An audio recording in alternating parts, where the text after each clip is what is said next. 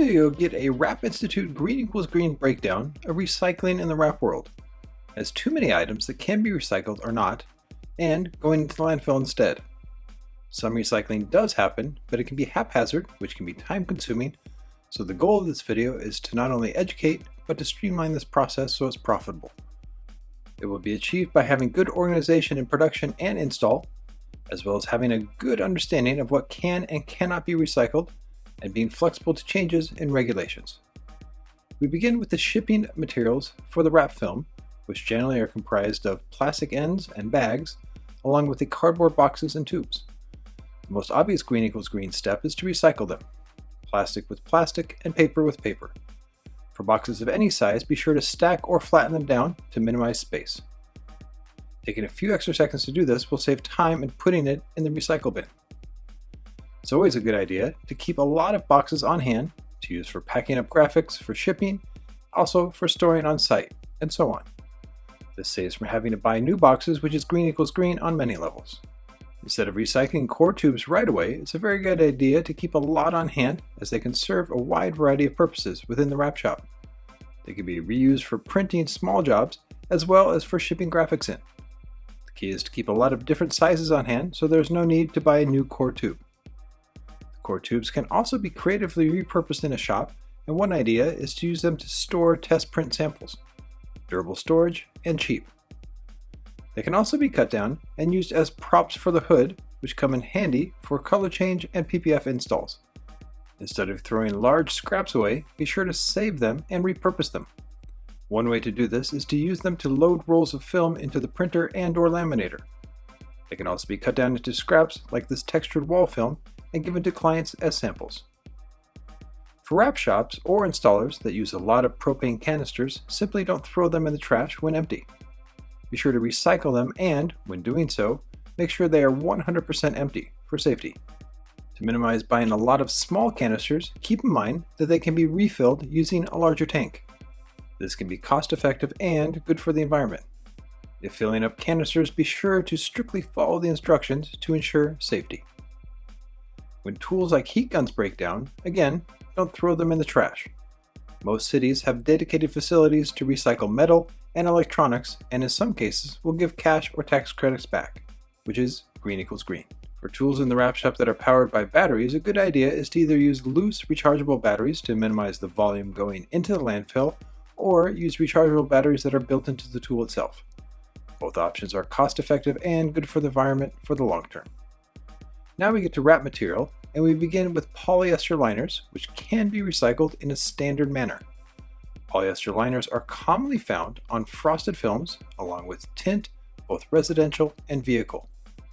The key is to have one trash can for the tint or frosted wrap film, which cannot be recycled, and one for the polyester liners, which can.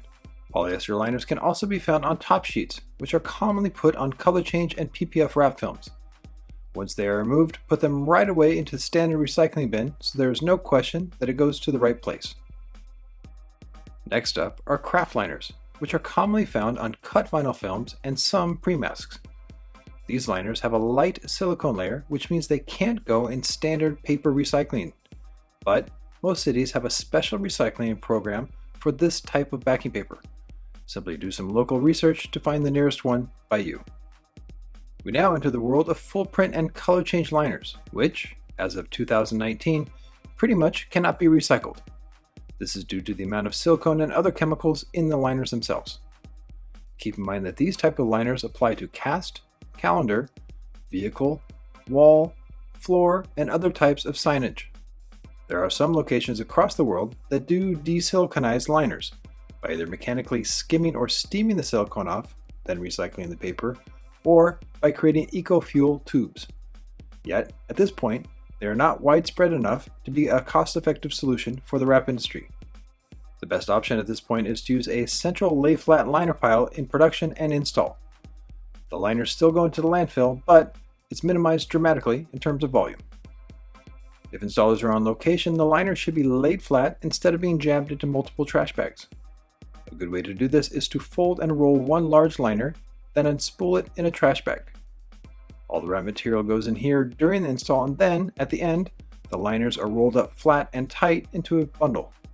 The goal is to have one trash bag per install. When possible, recycle the trash bag or use one that is reusable. Another idea is to repurpose the liners, in this case, using it as a template for a color change install. The vehicle is cut into sections using the liner, and then they are laid on top of the wrap film, which is safely on a cutting table. Doing it this way can save time and avoid damaging the wrap film during this process. The liner still goes in the landfill, but not damaged color change film.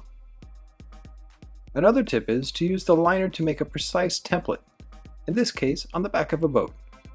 Instead of going direct into the install, the liner is cut into shape, then taken to a cutting table, where it is placed over the wrap film.